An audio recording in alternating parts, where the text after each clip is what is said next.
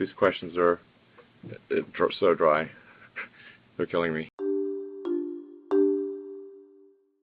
He's gotten himself into all kinds of spats on Twitter. He threw a hissy fit on an earnings call. Elon, got mad at some analysts who were asking questions, called them boring, boneheaded. He had the mini sub where he accused one of the divers, I gather, of being a pedophile. He recanted that later and apologized on Twitter. People started asking serious questions about, does Elon Musk actually know what he's doing? Is he under a lot of pressure? If you look around the landscape of CEOs, it's actually hard to find somebody who's this unpredictable, this volatile. He's definitely feeling a lot of pressure. He started sleeping in the factory again, which he'd done before. He'd slept in the actual factory before, but he started sleeping in the factory again. So you were looking at this as, well, the guy's probably not sleeping very much. He's probably not eating very much. He seems to be, addicted to Twitter. The pressure cooker was just getting amazingly intense there. What this has actually done on the investment side, and as far as the people who are looking at Tesla as a business is concerned, is they're saying, why is he wasting all of his time on these fights, these side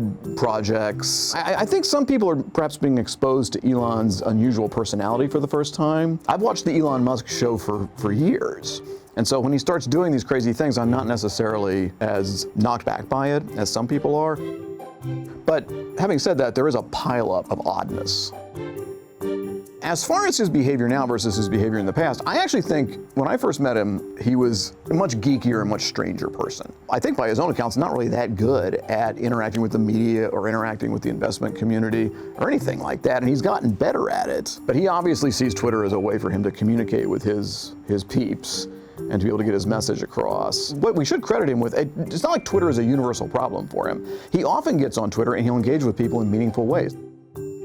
One of his drawbacks, I think, is that he really does like to have the sense that this is his vision. His vision is being executed the way he envisions his vision. So what Elon is really all about is finding solutions. That's why he wanted to get on the cave crisis with the mini sub, because he thought, oh, problem, solution. Traffic in LA, dig tunnels under LA, boring company, solution to the problem. He thinks of himself as an engineer, not as a businessman, but as an engineer and a designer who's out there looking for problems that he's going to solve. You kind of have to accept with Elon that all the stuff he says about wanting to save the planet is for real. If you don't accept that basic premise that what he wants to do with these companies is accelerate humanity's exit from the fossil fuel era, then it's going to be hard for you to understand some of the stuff that he does. He's in it for Elon, but he's also in it for the species, and maybe he's way more in it for the species.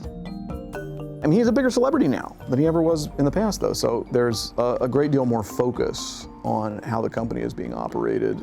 I don't think Elon's strange behavior is going to wreck the company. If it were just really end-running, and like going off a cliff, then we could look at this and go, well, this is serious stuff, and blame Elon.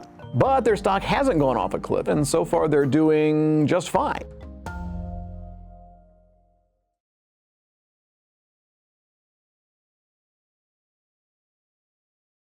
He spends some bread on his threads, to be sure, right? It's like Elon Musk jacket watch every time there's a product launch.